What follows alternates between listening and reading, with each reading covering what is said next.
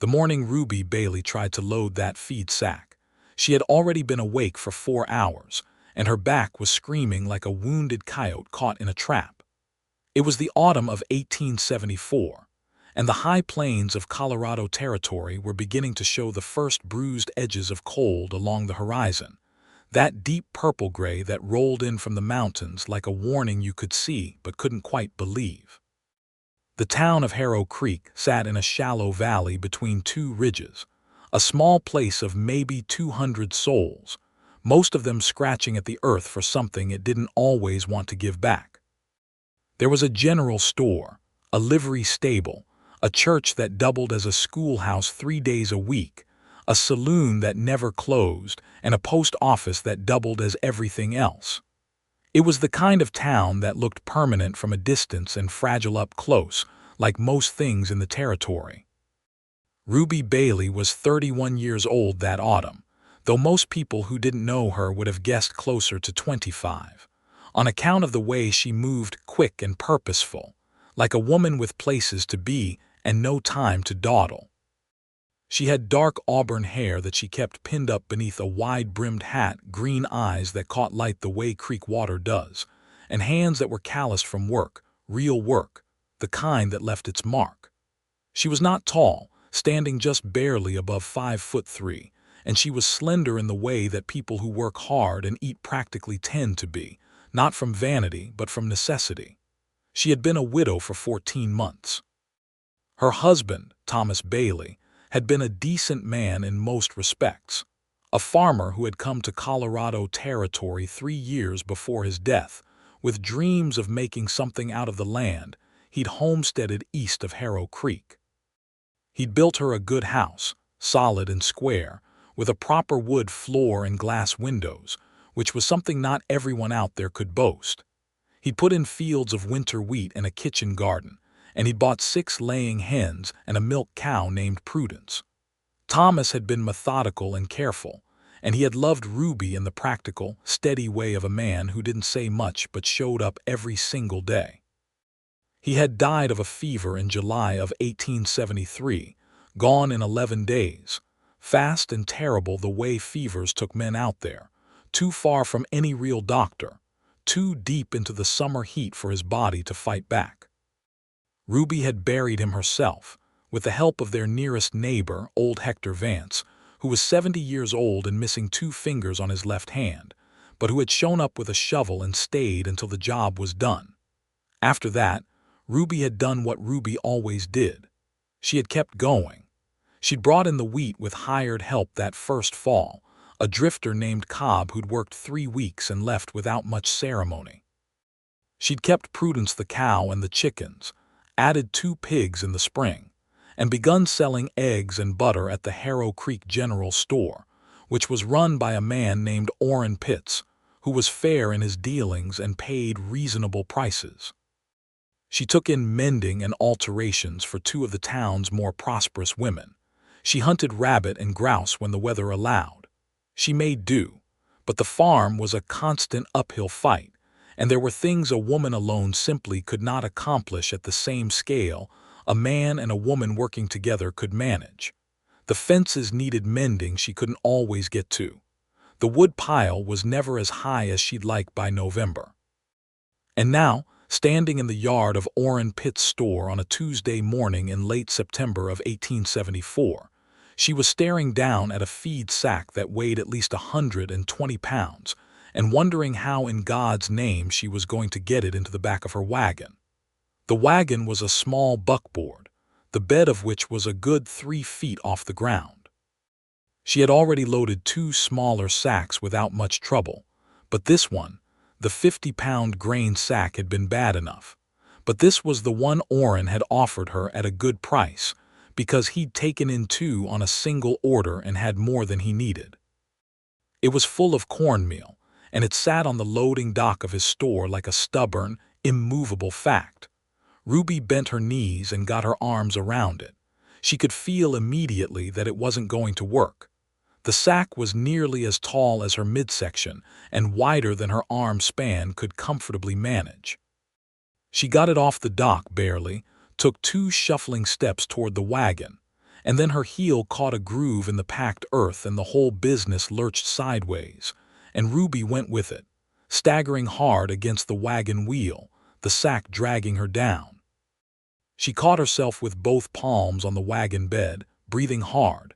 The sack settled against her legs, her hat knocked sideways, her hair slipping out of its pins.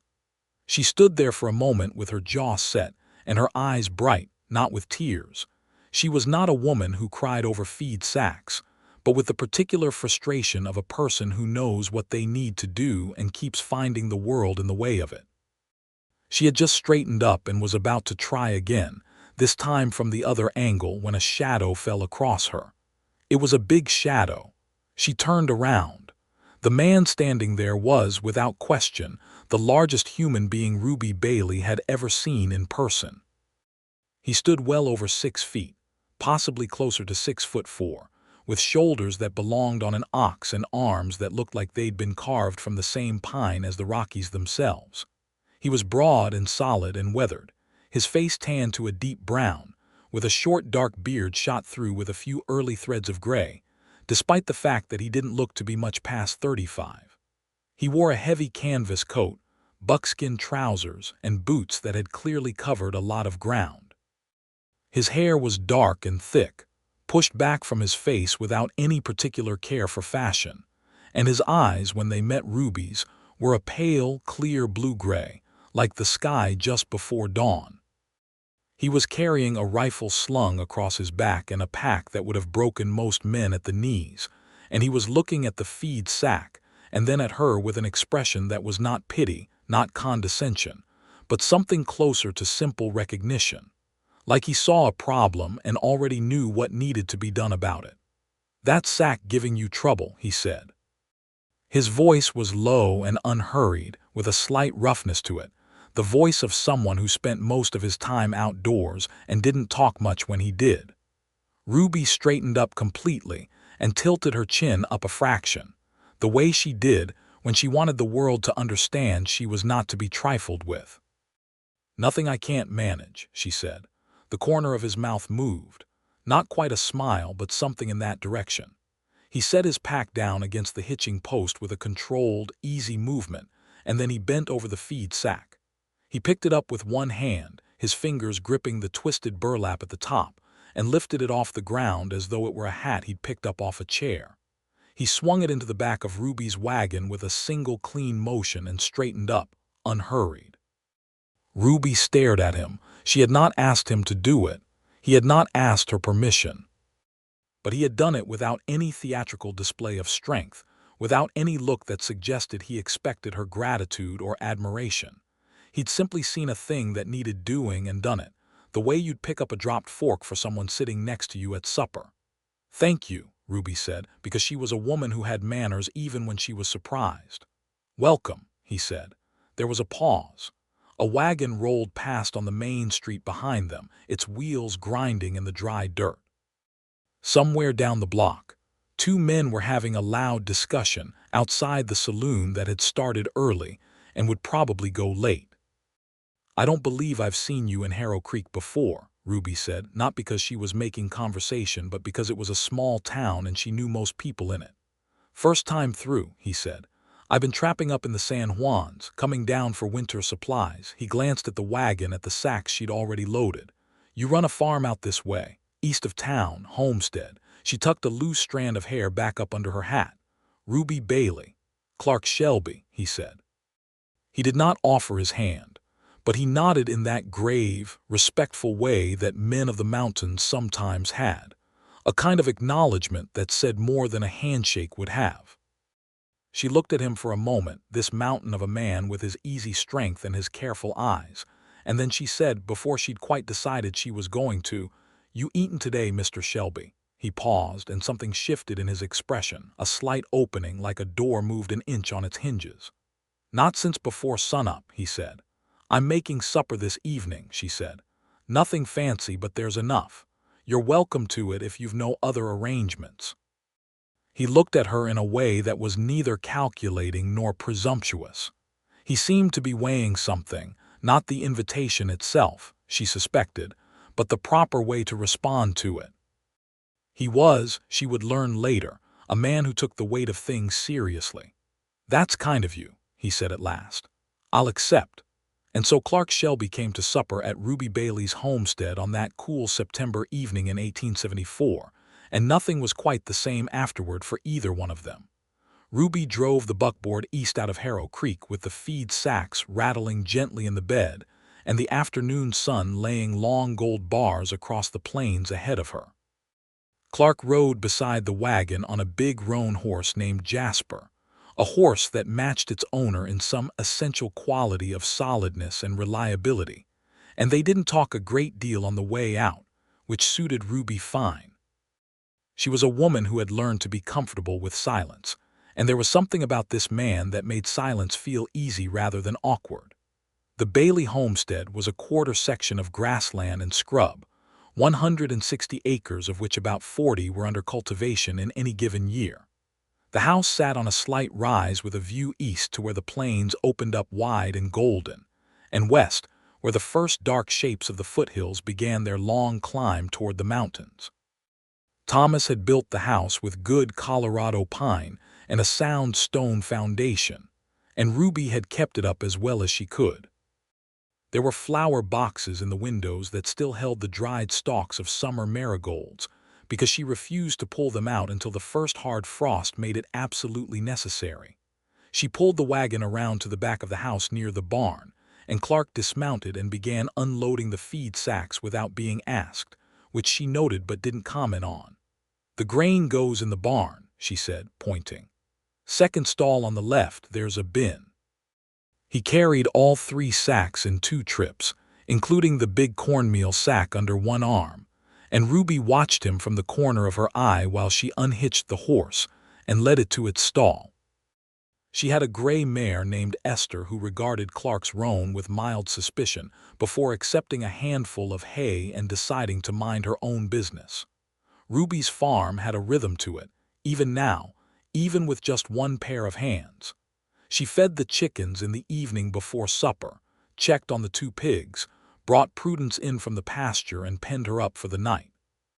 She did all of this with the quiet efficiency of someone who has done the same tasks so many times they have ceased to be work and become more like breathing. Clark stayed out of her way but didn't stand around doing nothing. He noticed the woodpile and, without saying anything, found the axe leaning against the splitting block and began splitting logs. Ruby heard the rhythmic crack of the axe from inside the house where she was building up the cook fire and starting supper, and she paused once, listening, and felt something move through her chest that she wasn't entirely sure what to do with. She made venison stew. She had dried venison from a buck she'd shot 2 weeks before, and she put it in the pot with onions and turnips and the last of the summer squash from the garden, and a handful of dried herbs from the bundles hanging in the kitchen. She made cornbread in the iron skillet, golden and hot, and she brewed a pot of strong coffee because the evening was getting cold and coffee was the right thing. When she stepped out to call him in, the woodpile had been thoroughly restocked, enough to last a week at minimum, and Clark was washing his hands and face at the pump near the barn, his sleeves rolled to the elbow despite the chill, the way men who work with their hands and bodies are accustomed to accepting temperature as something you simply work alongside rather than complain about. He ate at her kitchen table across from her, and he ate seriously and with visible pleasure, which she appreciated. She had cooked for Thomas for 3 years, and he had always eaten without particular notice, not ungratefully but without comment. Clark said, after the second spoonful of stew, "This is real good," in that quiet, unhurried way he had, and she found that the simplicity of it meant more than an elaborate compliment might have. "Where are you from originally, Mr. Shelby?" she asked. "Tennessee," he said. "Left when I was 19. He considered the cornbread in his hand. That was 16 years ago. So he was 35, she thought, 4 years older than her. "What brought you west?" "Restlessness," he said, with a kind of honest plainness that she hadn't expected. "After the war, Tennessee didn't feel right anymore. A lot of things didn't feel right. I went north first, then west, then kept going up." He glanced toward the window, toward the dark shape of the mountains on the horizon.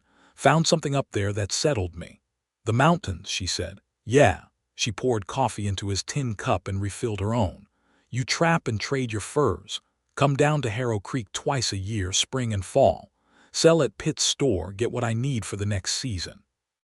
He wrapped both hands around the coffee cup, and she noticed again the size of his hands, wide-palmed and capable. "Most years it's enough. Do you ever want more than that?" she asked. It was a bolder question than she usually offered to strangers, but something about the directness of him made direct questions feel natural. He looked at her for a moment with those clear gray-blue eyes, and she thought he was going to deflect or give her a short answer. Instead he said, "Lately, yeah. Some." She didn't press him on what that meant, and he didn't volunteer it, but it sat between them on the table alongside the cornbread and the coffee, warm and a little unresolved, and they both left it there. After supper, he helped her clear the table, which surprised her. He stacked the tin plates and carried them to the wash basin without being asked, and then he leaned against the doorframe of the kitchen while she washed up, and they talked more easily than they had at the table, the way people sometimes can when they're both doing something else, and the conversation doesn't have to carry the full weight of being a conversation. He asked about the farm, about how she managed it on her own, and she told him straight, without embellishment or self-pity, about Thomas's death and the 14 months since. She told him about the wheat she'd sold to the mill, about the pigs she planned to take to market in November, about the kitchen garden and the laying hens and Prudence the cow. She told him about old Hector Vance down the road, who came by sometimes to check on her, and to whom she returned the favor by baking bread and leaving it on his porch. Clark listened the way some men listen, with his full attention, not waiting for gaps in which to insert himself, but actually hearing what she was saying. "You've done well," he said, "keeping it all going." "I've done what needed doing," she said, which was how she thought about most things. He left after dark, riding back toward town to make camp, and Ruby stood on the porch and watched the shape of him and his roan dissolve into the darkness, and she stood there longer than was strictly necessary, aware of something she hadn't felt in a good long while, something like possibility, which was not quite the same as hope but was related to it. The next morning, she drove back into Harrow Creek for the feed she'd forgotten to pick up the day before. She'd been so flustered by the incident with the sack that she'd left without Orrin Pitt's full order. She told herself that was the only reason she was going back to town. Clark Shelby was at the general store. He was loading his own supplies onto his horse, and he looked up when she came around the corner, and there was that slight shift in his expression again, that almost opening, and she felt her own face do something similar and was mildly annoyed with herself about it. "Mrs. Bailey," he said. "Mr. Shelby," she said, "you're still in town." Heading out today, he secured a canvas bundle to Jasper's saddle. "But I wanted to square my account with Pitts first." He paused.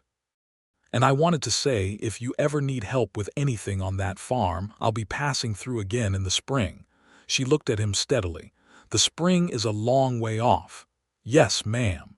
Harrow Creek will still be here." "Yes, ma'am." She went inside to get her forgotten feed order, and when she came back out, he was still there, adjusting a strap on his pack, with the slow deliberateness of someone who is not in quite as much of a hurry as they'd claimed to be. "Mr. Shelby," she said. He looked at her. "There is a fence line on the west side of my property that I've been meaning to fix since August," she said. "The posts are sound, but the wire is loose in 3 places. I don't suppose you'd consider staying another day." The almost smile became a real one then, brief and genuine, creasing the corners of his eyes. "I suppose I would," he said. So Clark Shelby stayed another day, and then another one after that. He fixed the fence on the west side, 3 loose sections that had been worrying her since the summer. He rehung a barn door that had been dragging on its hinge and making an exhausting noise every morning when she went out to milk Prudence. He looked at the roof of the chicken coop, which had a soft spot over the south corner, and patched it with boards he found in the barn, nailing them down neat and solid. None of this was asked for beyond the fence. He simply saw things that needed doing, the way he had with the feed sack, and did them without fuss or expectation. In the evenings she fed him supper, and they sat at the kitchen table and talked. They talked about Tennessee, which he'd left with no particular intention of going back to, and about Missouri, where Ruby had grown up, the fourth of 6 children on a small farm along the Missouri River. She told him about coming west with Thomas, about the first winter in the territory, which had nearly done them both in. He told her about the San Juan Mountains in winter, about trapping beaver along high-altitude streams in temperatures that could drop to 40 below on a clear January night, about the silence up there, which was nothing like ordinary silence but something so complete it had its own texture. She found herself leaning forward slightly when he talked about the mountains, without realizing she was doing it. On the third evening after supper they were sitting on the porch watching the last light leave the sky, and he said, without preamble, "You're not just getting by, are you? You're actually building something here." She looked at him. "I'm trying," she said. "More than trying," he said. "I can see it, in how the place is set up. You're not just surviving, you're planning, the garden layout, the way you've organized the barn, you're thinking 5 years ahead." Nobody had said anything like that to her since Thomas died. Nobody had looked at her farm and seen what she was actually doing with it. She felt something in her chest loosen, something she hadn't known was tight. "Thomas had big plans for it," she said. "I'm trying to see some of them through." "And yours," he said. "You have your own plans." She was quiet for a moment. The night sounds of the plains filled in around them, crickets and the distant sound of a coyote, and the occasional soft movement of horses in the barn. "I want a proper orchard," she said, almost shyly. "Apple trees. Thomas always said the ground wasn't right for them, but I've been reading about varieties that do well at altitude, and I think he was wrong about that.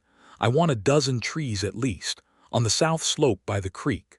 Clark was quiet, and then he said, "He might have been wrong. Harbin Pippin apples can do well at this elevation. I've seen them growing wild up in the foothills." She turned to look at him. "You know about apple trees?" "My grandmother had an orchard back in Tennessee. I helped plant half of it." Something softened in his voice when he said it. "Do you miss home?" she asked. "I miss her," he said simply. "She died 8 years ago. After that, home wasn't a place anymore." There was a weight to that she understood completely. "I know that feeling," she said quietly. They sat in the evening dark for a long time, not needing to say anything more. Clark left 4 days after he'd arrived, heading back up into the mountains for his winter season. Before he went, standing in her yard with Jasper packed and ready, he held his hat in both hands and looked at her with those clear eyes and said, "I'll be back in the spring, Mrs. Bailey, if that's all right with you." "It's all right with me," she said. And then, because she was not a woman who left things implied when they could be said plainly, she added, "I'll be glad of it, Mr. Shelby." He nodded, put his hat back on, and mounted up. He rode west toward the mountains without looking back, and Ruby watched him go from the porch.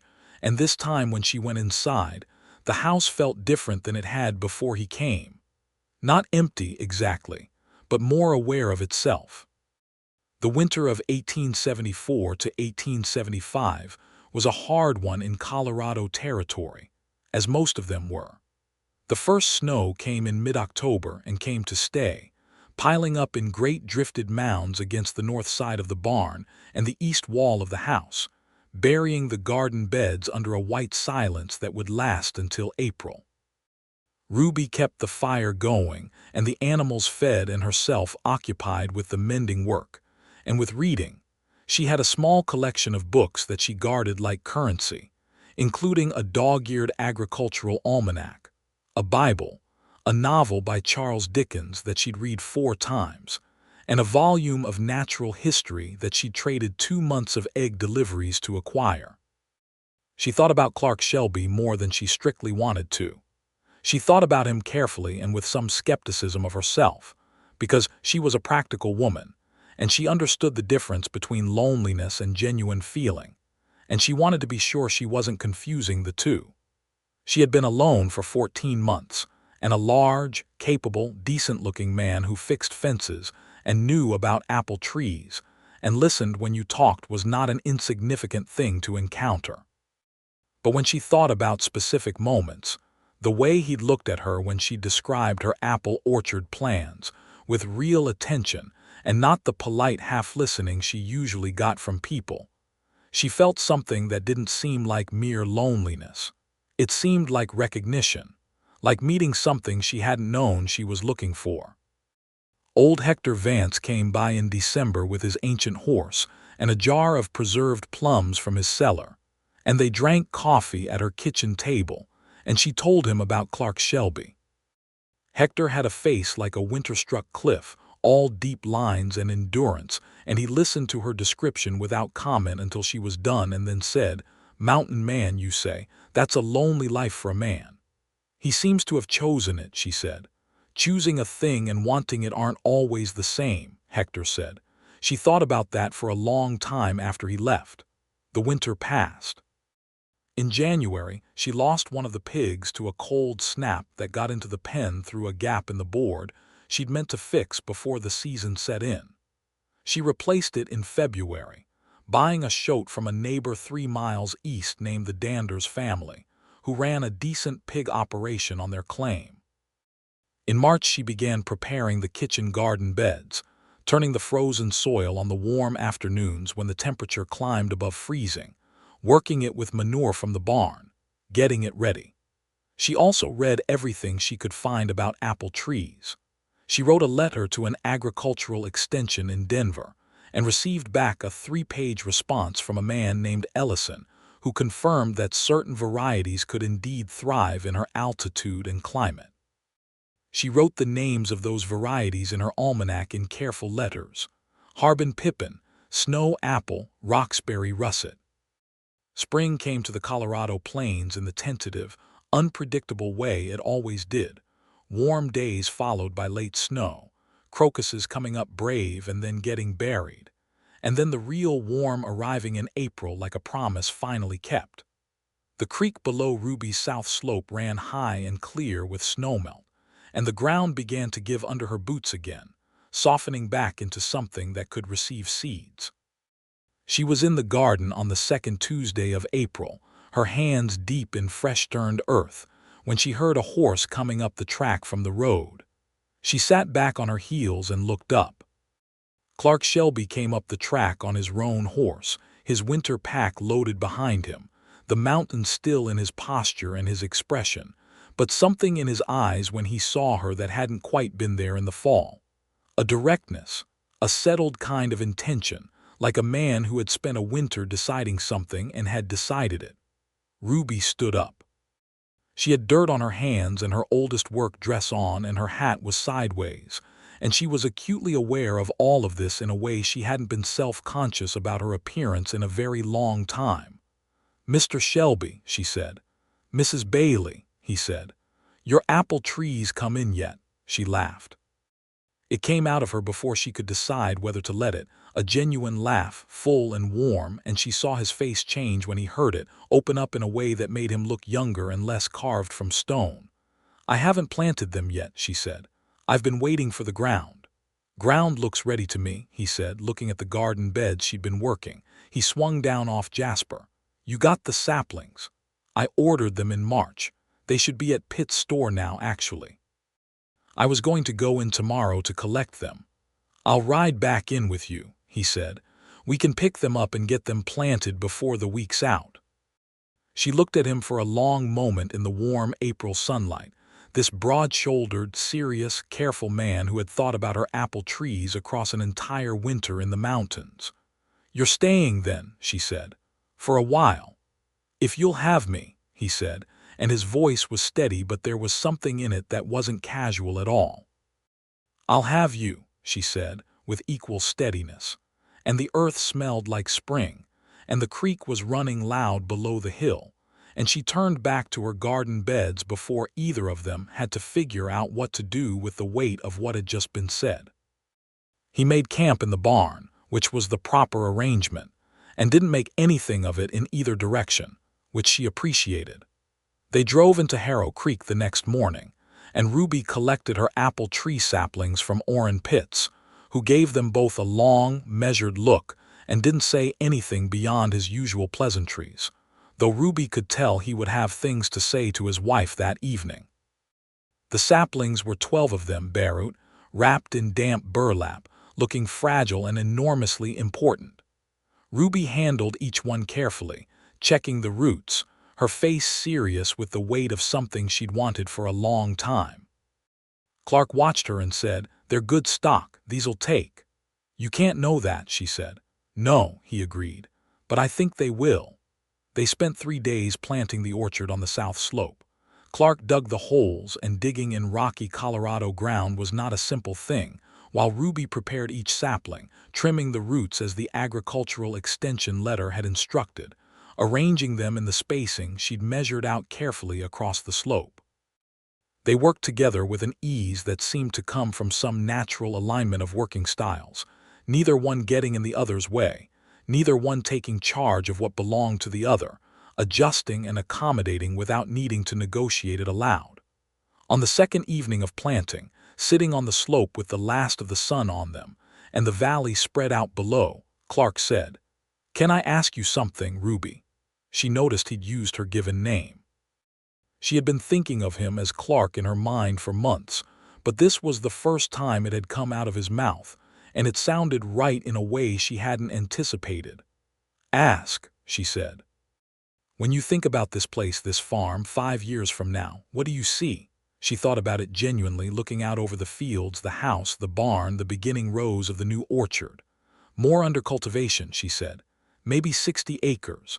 A proper dairy operation, more cows. The orchard producing by then with luck." She paused. "Someone to help, not hired help that comes and goes, but a real partner." She said this last part carefully because she meant it specifically, but also wasn't quite ready to have it be fully specific yet. He was quiet for a long moment. Then he said, "I've been thinking about this all winter. About my farm." She said with a slight arch to her voice. "About you," he said simply. "About whether a man who's spent 15 years in the mountains has anything useful to offer a woman who's built something like this." She turned to look at him directly. "What did you conclude?" "Nothing definite," he said, honest as always, "except that I wanted to come back, and that I've been restless in a different way since September, not the way that makes you go further into the mountains, the other kind." Ruby looked at him for a long time, at his patient, serious face, at the way the evening light caught the gray in his beard, at his hands resting on his knees, those extraordinary hands that had lifted her 120-pound feed sack as easily as a hat. "I'm not a woman who needs to be rescued," she said. "I want to be clear about that." "I know it," he said. "That's part of what made me want to come back. And I'm not interested in a man who will be here for a season and then disappear into the mountains for the better part of a year," she said. "I've managed alone. I can keep managing alone. But if I'm going to have a partner, I want an actual partner." He nodded. "That's fair," he said. "And I need to be honest with you. I don't know exactly what I'm suited for anymore in terms of a settled life. I know what I know about the mountains. I don't know if I know how to stay." She respected that enormously. "At least you said it." I didn't see any point in not saying it. They sat with that honesty between them, and it was uncomfortable, the way real honesty usually is, but it was also clean and solid, something you could stand on. "Could you want to learn?" She asked. "To stay?" He looked at her with those clear eyes and said, "Yes, I think I could want that." "Then we can figure out the rest as we go," she said. He stayed through April and into May, and the more he stayed, the more naturally he stayed, the way water finds its own level. He was good with the animals, patient with the horses and practical with the pigs, and Prudence the cow, who was suspicious of strangers as a general principle, allowed him to milk her by the second week, which Ruby privately considered a significant character reference. He was not a man who talked a great deal, but he never left Ruby feeling unheard, because when he spoke it was in response to what she'd actually said, not some general category of what women said.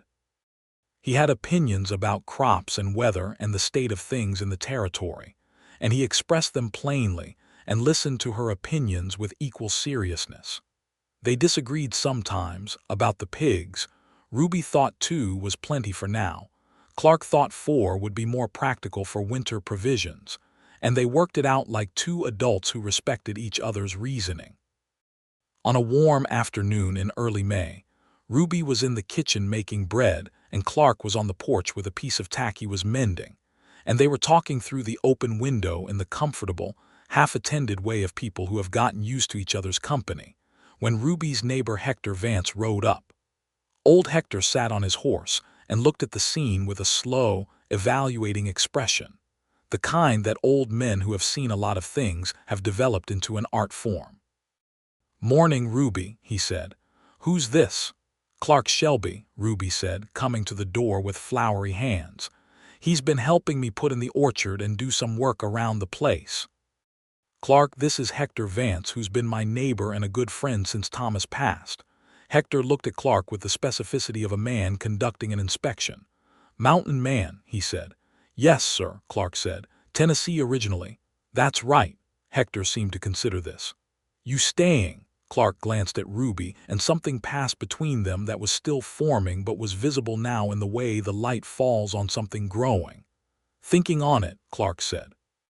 Hector grunted, which in his particular language was an expression of cautious approval.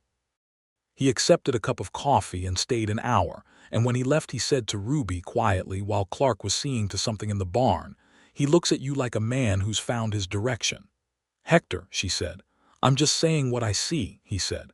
"Thomas was a good man, Ruby, but I think there's more than one kind of good man." She thought about that after he left, the way she thought about most things Hector said, which was carefully and over time. In the middle of May, trouble came to Harrow Creek in the form of a man named Dade Cutter. Dade Cutter was a land speculator, or said he was, which in the Colorado Territory of 1874 meant different things in different people's mouths. He'd been working the valley for 2 seasons, buying up homestead claims from families who'd gotten desperate over hard winters, paying them pennies on the dollar, and then sitting on the land or selling it at a profit. He had 2 hired men who rode with him and did not give the impression of being particularly principled, and he had a way of making conversations feel like negotiations you hadn't agreed to enter. He came to Ruby's place on a Thursday in the 3rd week of May, riding up the track with his hat at a confident angle, and his eyes doing that professional survey of property that speculators had, adding things up, subtracting what they could get away with. Ruby was hanging wash on the line when he came into the yard, and she straightened up and looked at him without particular welcome.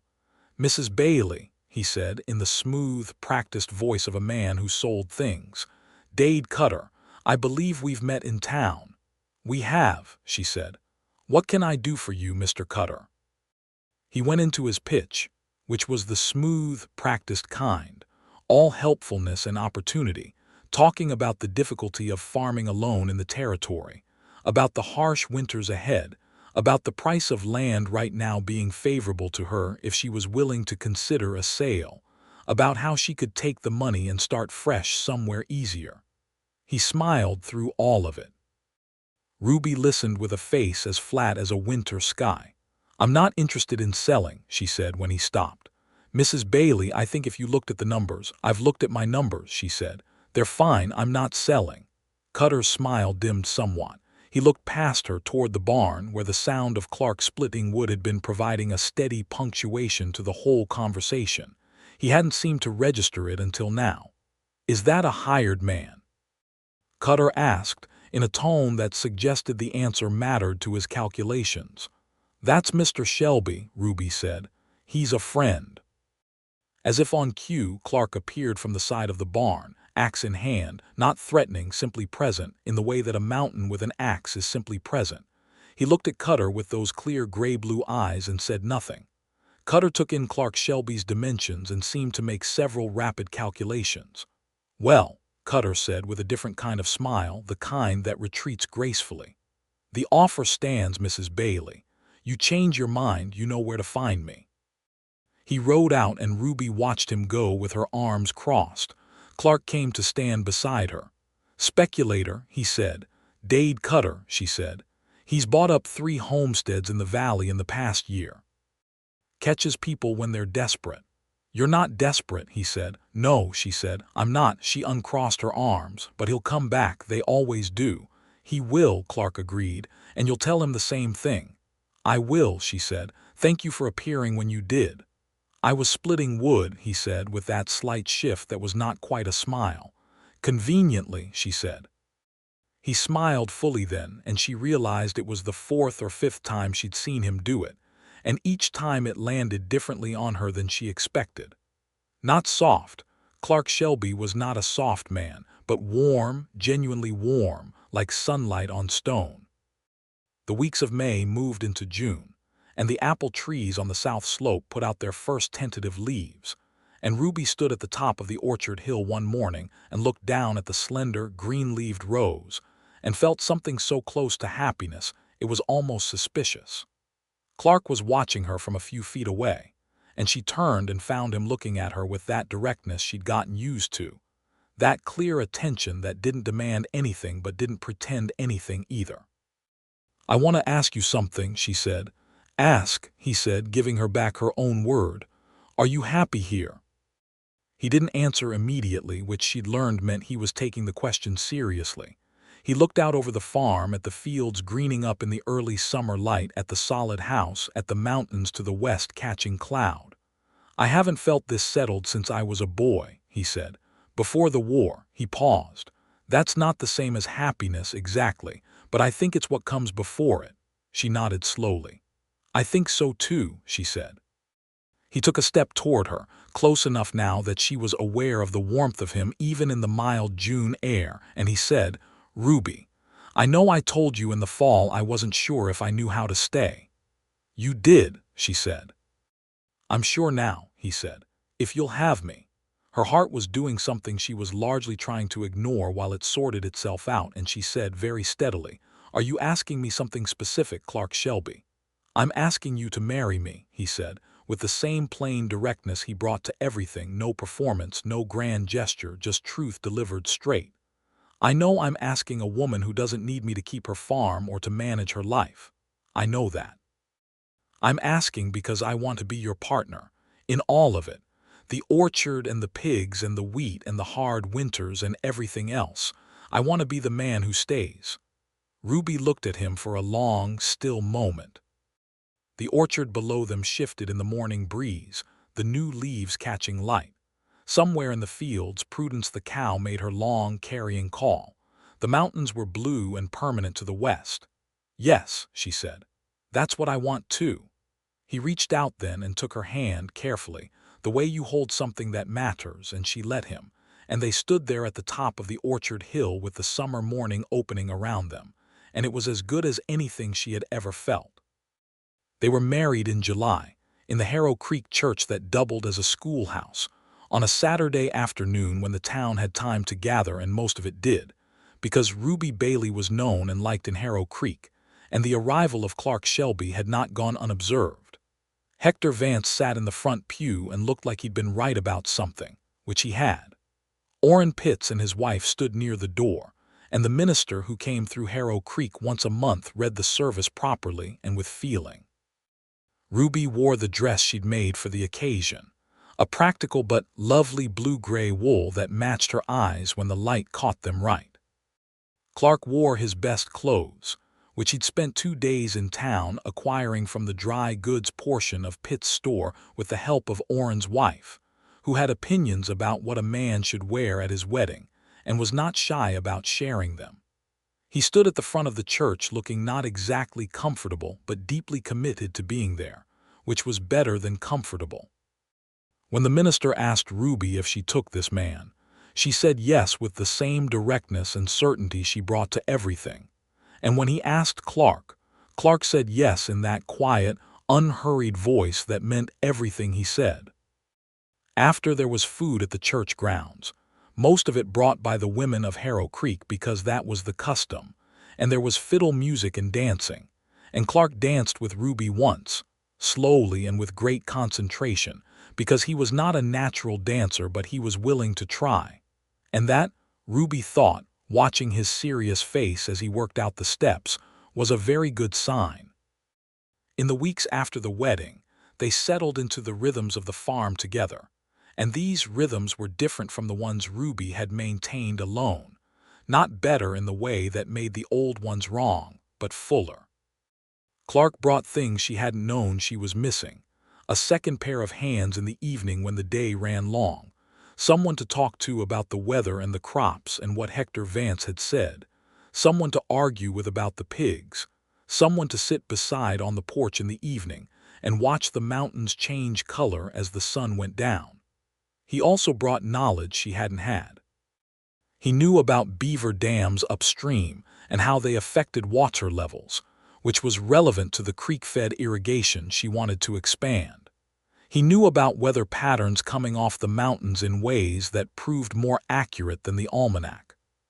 He knew how to tan hides and how to repair iron tools and how to track game in snow, skills that had been his survival in the mountains and became, in a different way, useful in the building of a life on the plains. And she taught him things. She taught him about soil and timing, about the particular demands of high-altitude cultivation, about the negotiations involved in being part of a small community, about the difference between managing a farm for survival and managing it for growth. She taught him, without particularly intending to, how to be still inside four walls without feeling trapped by them. Dade Cutter came back in August, as Ruby had predicted. This time Clark answered the door, and Cutter took one look and seemed to conclude that this was not going to go the way he'd hoped, and the conversation was remarkably brief. September came, the first anniversary of the day Clark had lifted that feed sack and come to supper, and Ruby thought about that day sometimes with the particular pleasure of knowing how it had turned out. The saplings in the orchard were established now, past the vulnerable stage, putting down roots in the south slope soil, growing steadily toward the future. In October of 1875, a year after Clark had first walked into her yard with his big roan horse and his mountain man's quiet, Ruby told him over breakfast that she was expecting. He sat very still for a moment, and then he said, "Are you all right?" "I'm fine," she said. "Just telling you." He reached across the table and took her hand, and he held it for a long moment without speaking, and when he looked up his eyes were bright in a way she hadn't seen before. Something moved and moving, and she squeezed his hand, and they sat there in the kitchen with the morning light coming through the windows and the sound of the farm waking up around them. And it was simply, completely good. The winter of 1875 to 1876 was easier than the one before, or perhaps it only felt that way because there were two of them in the house. Clark took on the heaviest of the outside winter work without discussion, cutting wood and digging through drifts to reach the animals, and Ruby managed the inside work and the planning for spring, and there was a warmth to the house that had nothing to do with the fire, though the fire was good too. In March of 1876, their son was born. Ruby labored through the night with old Mrs. Parks, who was the closest thing Harrow Creek had to a midwife, attending her, and Clark stayed in the house, which not every man did, and Ruby could hear him pacing sometimes through the wall and found it comforting in a way she hadn't expected. The baby came at dawn, loudly and with tremendous apparent indignation at the whole business, which Mrs. Parks said was an excellent sign. He had a full head of dark hair like his father and eyes that were too new to settle on a color yet. Ruby held him while Mrs. Parks dealt with the practical aftermath, and she looked at his fierce, new face and felt something so large and simple it didn't have a name. Clark came in when Mrs. Parks allowed him, and he sat on the edge of the bed and looked at his son with that quality of absolute attention he had always turned on things that mattered to him, and then he looked at Ruby and said, "Are you all right?" for the second time in his life, and she said, "Better than I've ever been," which was true. They named him James Henry Shelby, James for Ruby's father back in Missouri, and Henry for Clark's grandfather who had planted the orchard in Tennessee. Young James Henry turned out to have his mother's determination and his father's constitution, a combination that resulted in a baby who was vigorous and demanding and almost impossibly healthy. He grew fast, the way mountain stock children do, and by 6 months he was pulling himself up on anything within reach and regarding the world with a focused, evaluating intelligence that made both his parents laugh. The spring of 1876 was good. The wheat came in well, the best harvest Ruby had managed since Thomas's death, partly because there were two of them to work it, and partly because Clark had spent the winter reading her agricultural almanacs with the same intensity he brought to tracking sign in the mountains, learning a new landscape with his whole attention.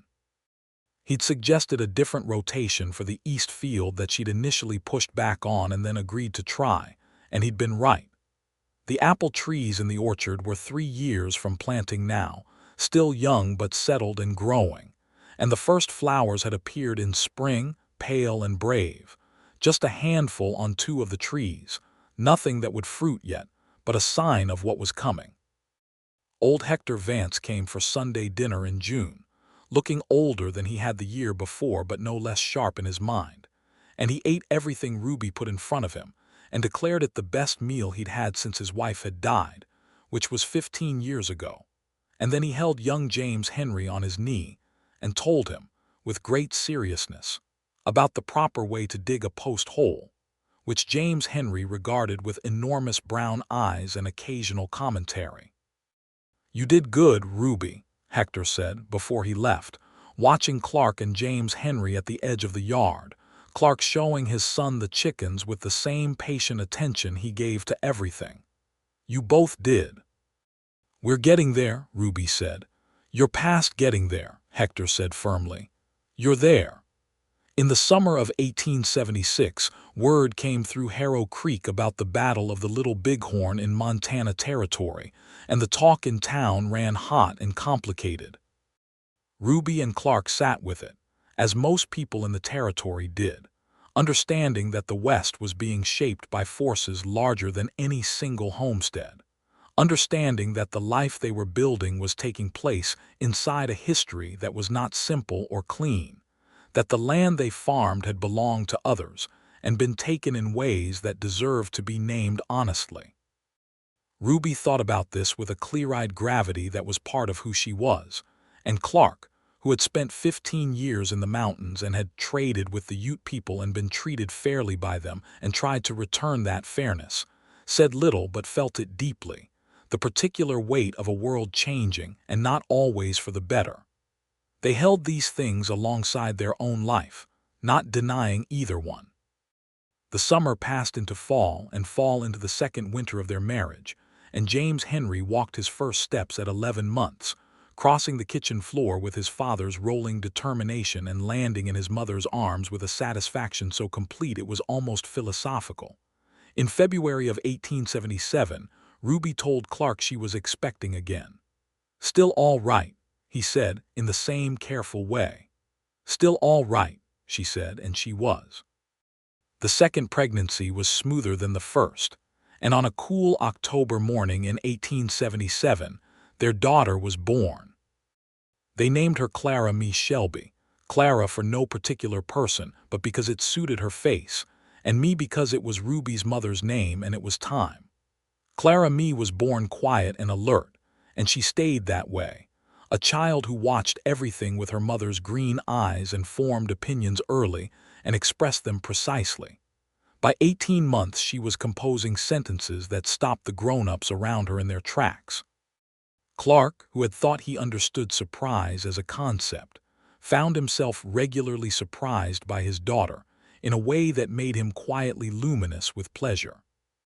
With 2 children and a growing farm and the orchard coming into its 4th year, life at the Bailey, now Bailey Shelby, which was what Ruby called it, using both names and not apologizing for it, homestead, was full in every sense.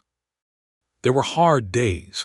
There were always hard days on a working farm in the Colorado Territory, days when everything went wrong at once, when the well ran slow and a pig got sick, and one of the laying hens went missing in a way that suggested something with sharp teeth had been in the yard.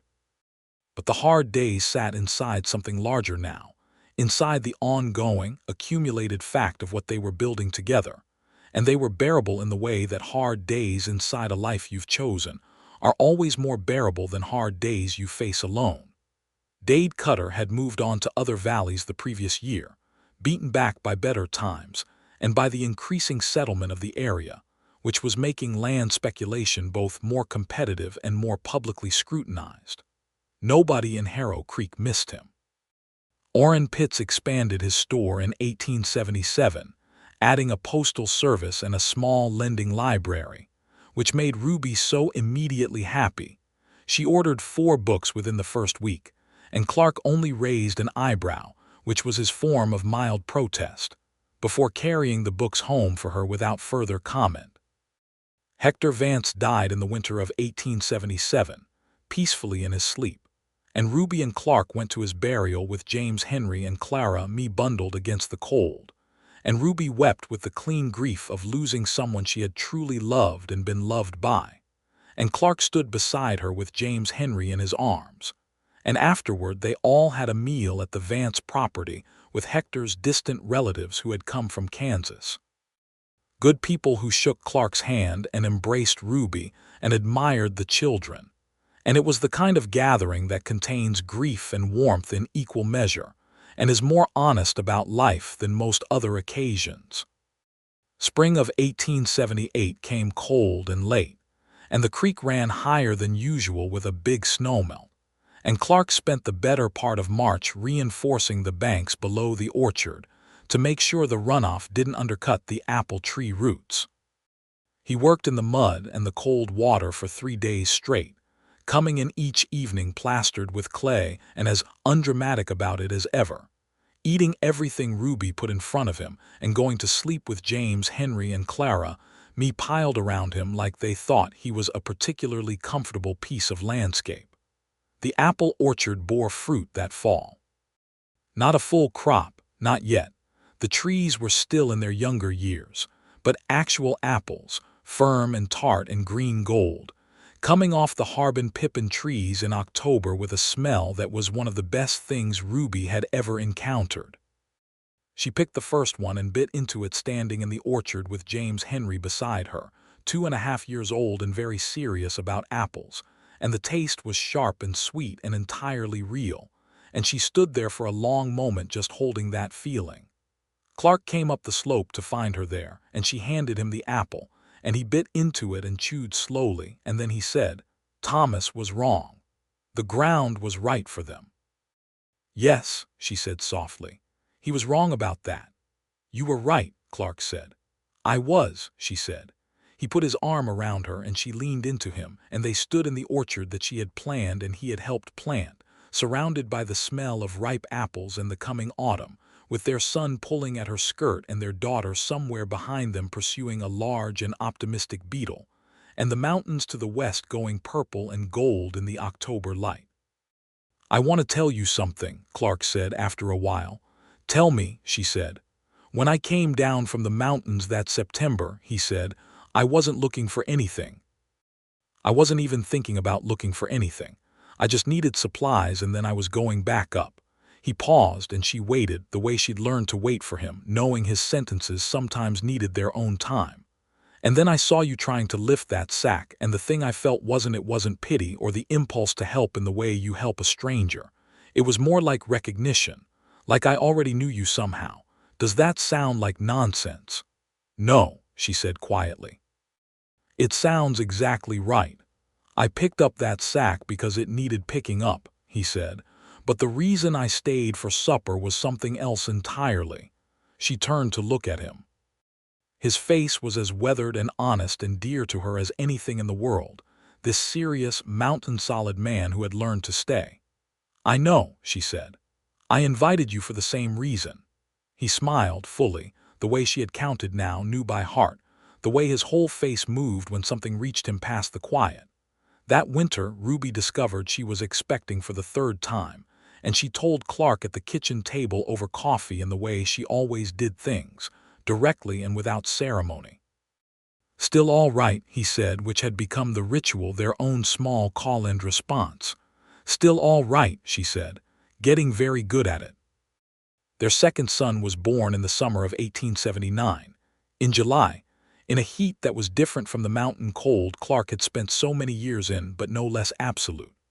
They named him Thomas Clark Shelby, Thomas for the man who had built this house and cleared this land and loved Ruby Bailey in the years before Clark had known her, and Clark for his father, which Clark protested mildly on the grounds of sentiment before giving in entirely on the same grounds. Thomas Clark Shelby, called Tommy for distinction from the elder Thomas, and for the simple fact that it suited him, turned out to be the loudest and most cheerful of the three children, a round-faced, laughing boy with Ruby's auburn hair and Clark's broad shoulders already visible in his infant build, who regarded the world as a series of excellent opportunities and approached all of them at top speed. With 3 children under 5, the homestead had become a different kind of operation. There was noise now where there had been quiet and constant movement, and the particular beautiful chaos of a household where small people are growing at an astonishing rate and requiring everything you have and giving back an unreasonable amount in return. James Henry at 3.5 was already his father's shadow in the fields, walking at Clark's heel with the rolling, serious gait of a man who has important agricultural concerns, stopping when Clark stopped, crouching to look at what Clark looked at, asking questions in the direct, unembarrassed way of children who have been listened to by their parents. Clara Mee at 2 was conducting a thorough survey of the natural world, collecting rocks and feathers and the shed skins of snakes, and presenting them to her parents with detailed theories about their significance. Tommy, at several months, was primarily focused on eating and making his views known about everything.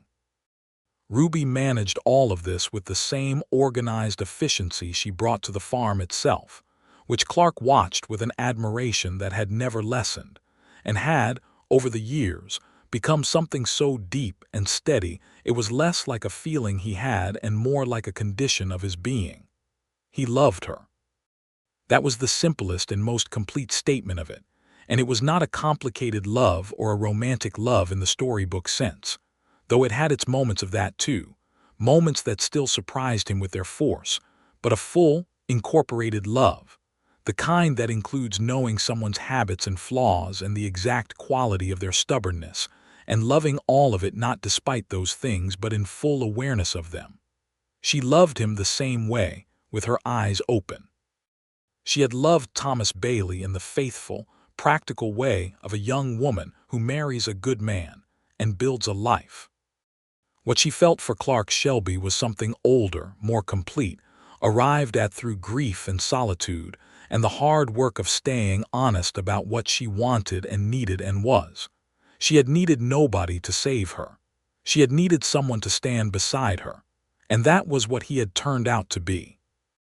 The years built themselves, one on the next, the way good years do, not without difficulty, not without loss, but with the ongoing accumulation of what you put in and what you receive and what you figure out along the way.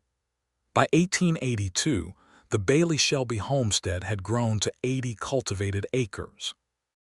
The apple orchard had 12 producing trees, and the harvest in the fall was good enough that Ruby was selling apples and apple cider and dried apple rings through Orrin Pitt's store, and to 2 restaurants that had opened in Harrow Creek as the town grew with the railroad's approach. She had 4 cows now, a proper small dairy, and the butter and cheese she made had a reputation in the valley for being consistently excellent. Clark had put his trapping life fully behind him, not with regret exactly, but with the clean finality of a man who has found something that superseded what came before.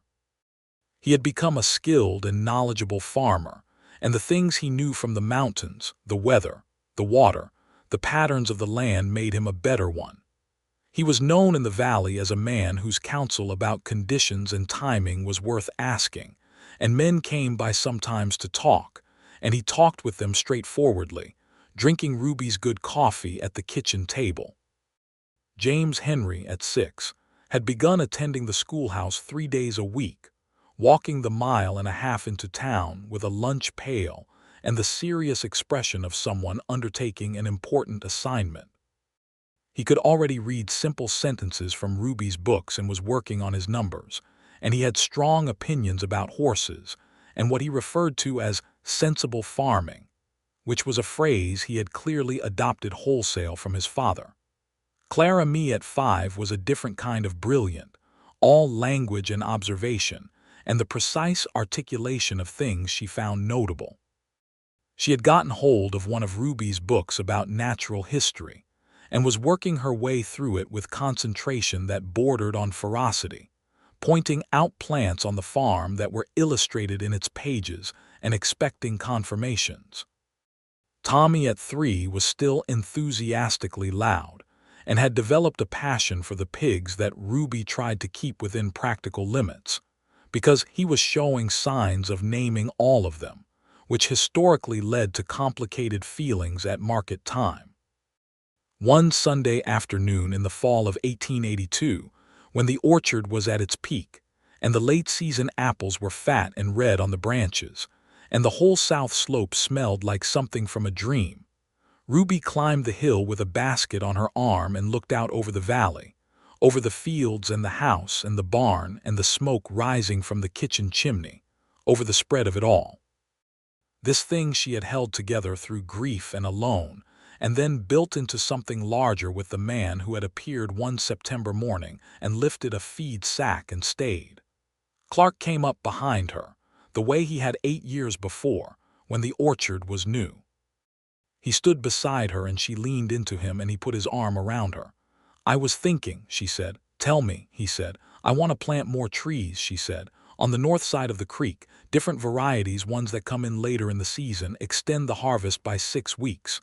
He was quiet, considering this. "The ground over there is harder," he said. "More work to break up." "I know," she said. "Worth it, though." "Probably," he agreed. "James Henry could help with the digging," she said. "He's old enough." "He'd want to," Clark said. "He'd probably have opinions about the layout." Ruby laughed, and it was the same laugh it had always been, full and warm, and Clark felt it the same way he always had, like something lighting up in his chest. "He gets that from you," she said. "The opinions," Clark said with dignity, "he gets from you." She turned to look at him, this man of hers, weathered and steady and fundamentally absolutely hers, and she felt the full weight of the years and the life and the love they had made together, and it was enormous and it was enough and it was more than enough, and she said, "I'm glad you lifted that sack." He looked at her and that smile came, the full one she knew all the way into the architecture of her heart. "So am I," he said. Below them, Tommy came charging up the slope at full run, followed at a more dignified pace by Clara Mee, who was carrying something she'd found and wanted to identify, and James Henry, who was carrying his small spade and already looking at the north side of the creek with assessing eyes. Clark bent down and caught Tommy mid-charge, swinging him up onto his shoulders with the easy, one-handed strength that had never diminished, that would never diminish, and Tommy shrieked with delight from his new height and pointed imperiously at the mountains. "Mountains," Tommy announced. "That's right," Clark said, looking at them too, those permanent blue shapes that had been his home before this was his home, that had shaped him and kept him until the morning he'd walked down into a small Colorado valley and found everything he'd been heading toward without knowing it. "Pretty," said Clara Mee, looking up at them. "Very pretty," Ruby agreed.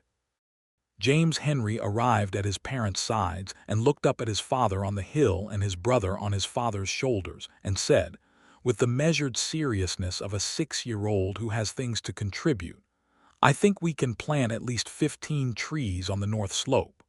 The soil looks workable." Clark looked at Ruby over James Henry's head and she looked back at him, and between them was everything, all of it, the whole built life, the grief that had made room for this, the morning with the feed sack, the supper that first evening, the slow and real and enduring thing they had grown together out of honesty and work, and the particular grace of two people who had both needed, without knowing it, exactly what the other one was. 15 sounds right," Clark said. "We'll start digging in the spring." James Henry nodded, satisfied, and went to look at the north slope with professional interest. Ruby took Clark's free hand, the hand that wasn't steadying Tommy on his shoulders, and laced her fingers through it. And they stood on the hill in the October afternoon with the mountains to the west and the apple trees behind them and their children moving around them like weather, and the valley spread out below in its golden fall colors, and the house solid and warm below, with smoke rising from its chimney into the clear high Colorado sky. It was, by any measure that mattered, a good life. It was, by every measure that mattered, a full one. The orchard that had been an argument with a dead man's skepticism now produced 8 varieties of apple, as Ruby had planned, and then some, because she had found, through Orrin Pitt's expanded connections with the railroad and the suppliers it brought closer, 2 additional varieties that did well at their altitude, and she had added them in the spring of 1881, and now in the fall they came in at intervals across 2 full months. And the work of harvesting and preserving and selling them was one of the true satisfactions of her year. She had written a letter the previous spring to the agricultural extension in Denver, not asking for information this time, but offering it, describing what she'd learned about apple cultivation at high altitude and what varieties had performed best. And the man named Ellison had written back saying her observations were exactly what they needed for the regional almanac they were producing, and could he publish her notes. She had said yes, with her name attached, and Clark had read the letter and looked at her with that luminous pride that was one of the things she loved most about him, the way he was proud of her not as a reflection of himself, but as a thing entirely her own. There was a life here that they had made, complicated and real and rooted. There were good neighbors and a growing town and children who would grow up knowing this land and this valley and each other. There were apple trees on the south slope that were taller now than Ruby could reach, and more to go in on the north slope come spring, as her son had already correctly assessed. There was a grave on the east side of the property, under a cottonwood, where Thomas Bailey lay, and Ruby tended it with a clear-hearted faithfulness, not out of guilt for having built a new life, but out of genuine respect for the man who had built the foundation of it. She had told Clark about this from the beginning, and he had received it the way he received most things, steadily and without pretense, and he had gone once to stand at the grave and said nothing out loud but seemed to say something in his own way, and afterward had come back to where Ruby waited by the fence and taken her hand, and they had walked back to the house together without needing to speak. The land was good. The work was real. The love between them was the kind that had been tested and chosen over and over, not once at the altar but every day in the accumulated ordinary of a life, in the arguments about pigs and the decisions about crops and the long evenings on the porch and the early mornings, when one of them was up before the other and made the coffee and left it hot, and in the children, those 3 specific, impossible, beloved people they had made and were in the daily business of raising toward their own futures. By any reckoning, it was a good life. By any reckoning, on that October hill in 1882, with the mountains to the west and the apple trees heavy with fruit, and 3 children and 1 extraordinary man, and the whole enduring fact of it, Ruby Bailey Shelby had what she had built and earned and loved into being. And it was, in every way that could possibly be counted, exactly enough and more than enough, and the truest thing either of them had ever known.